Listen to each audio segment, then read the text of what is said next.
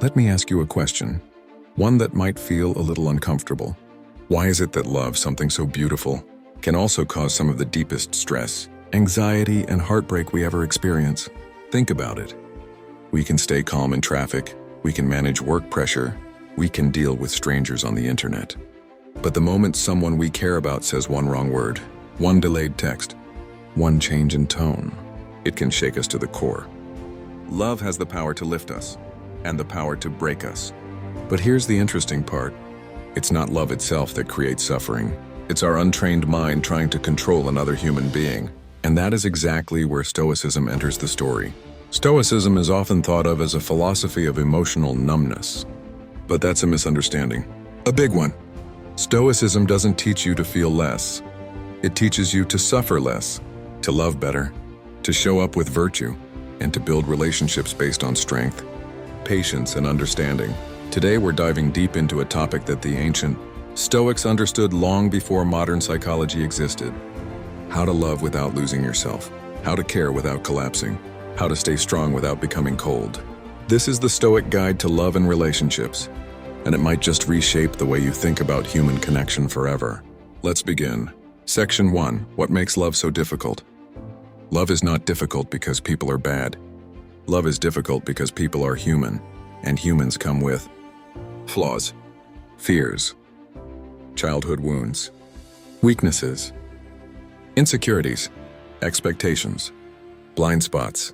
We want our partner to understand us even when we don't communicate clearly.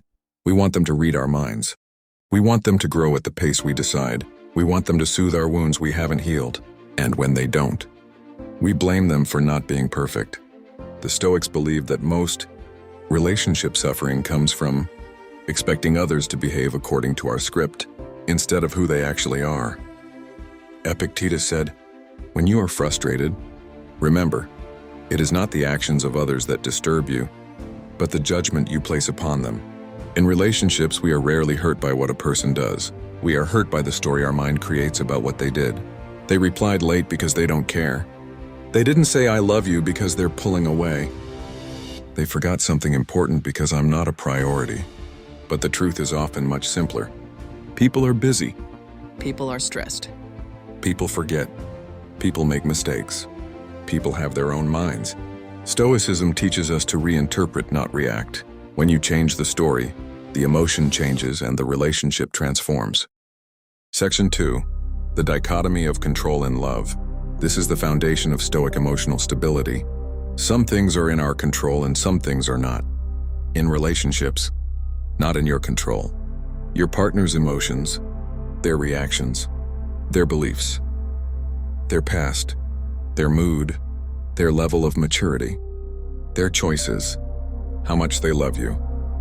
In your control, your character, your patience, your boundaries, your honesty, your virtue, your response, your communication, your expectations.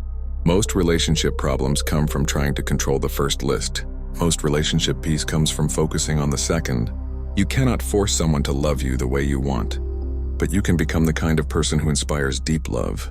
You cannot control your partner's mood, but you can control whether you escalate or calm the situation. You cannot control their loyalty. You can only control your own integrity. When you shift your focus from control to character, love becomes lighter, healthier, and more real. Section 3. The Stoic art of emotional responsibility. One of the greatest truths in Stoicism is this: you are responsible for your emotions, not your partner. When you feel jealous, angry, hurt, insecure, afraid, your partner may contribute to the feeling, but the emotion is created inside you. This means you own it. You can study it. You can heal it. You can correct it. Stoics teach us to examine a feeling before reacting to it. Ask, why am I feeling this? What wound is this poking? What fear is being activated? Is my reaction based on reality or imagination? What would a wise person do right now? This is the opposite of emotional impulsiveness. Reacting immediately is easy. Understanding yourself is difficult, but that's where emotional strength is built. Section 4. Patience, the most underrated relationship skill. Seneca said, "How much better to heal than to seek revenge." Relationships are not destroyed by big things. They are destroyed by small, repeated impatience, snapping at each other, assuming the worst, reacting too quickly, taking everything personally, keeping score. Stoic patience isn't passive. It's powerful. It's the ability to say, I choose to respond with clarity, not with heat. I choose to wait before I judge. I choose to understand before I demand. Patience creates safety. Safety creates openness. Openness creates connection. Connection creates love. Section 5. Practical Stoic techniques you can use today. Here are concrete steps you can apply immediately. 1. The 3-second pause. Before reacting, pause for 3 seconds. This prevents 70% of unnecessary arguments. 2. Replace assumptions with questions. Instead of, you don't care, ask, is everything okay? Instead of, why didn't you respond? Ask, did you get my message? Questions open the heart. Assumptions close it. 3. The Stoic reframe. Turn emotional interpretations into neutral ones. He didn't text because he's losing interest. He might be busy. She forgot because she doesn't care. She's stressed today. Your mind creates peace or war. Choose peace. 4. Love with virtue, not attachment. Virtue, our patience, kindness, honesty, understanding. Attachment, your control, fear, insecurity, possessiveness. Virtuous love strengthens. Attached love suffocates. 5. Morning reflection. Ask yourself, how can I show up as a better partner today? Not, how can my partner change? You lead by example. 6. The view from above. Imagine your relationship from a higher perspective. That small argument, that misunderstanding, that mistake, none of it matters as much as your mind claims. Perspective softens the heart. 7. Practice voluntary discomfort. Accept small irritations without reacting. A delayed answer, a forgotten task, a bad mood. You train yourself to stay calm in bigger conflicts. Section 6. Love without ownership. The Stoics believe something radical. You do not own another person. You only share time with them.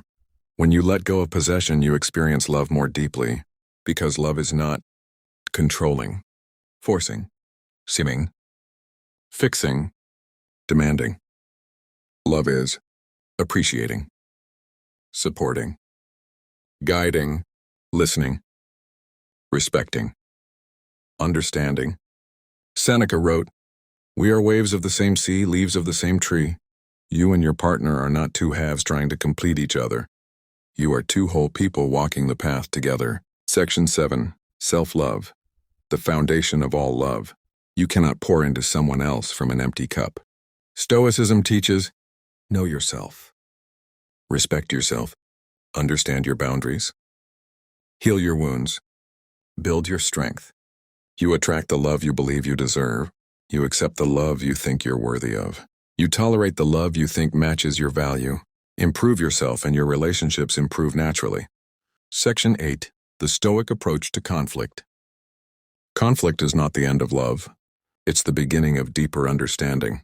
A Stoic handles conflict by staying calm, listening fully, speaking gently, choosing reason, seeking solutions, releasing ego, instead of yelling, attacking, shutting down, running away, trying to win.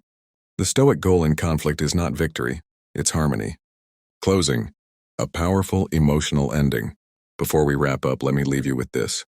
You deserve a love that feels calm. You deserve a love that feels safe. You deserve a love rooted in virtue, not chaos. But that kind of love begins with you, not your partner, not your past, not your wounds, not your fears. You control your reactions. You control your effort. You control your integrity. You control your peace. When you practice Stoicism in love, you don't love less, you love wiser. You don't feel less, you feel deeper. You don't become cold, you become clear. Real love isn't about finding the perfect person. It's about becoming a person capable of loving with strength, patience, and understanding. So take a breath, step back, and remember, love can be soft, love can be steady, and love can be strong when the mind behind it is trained.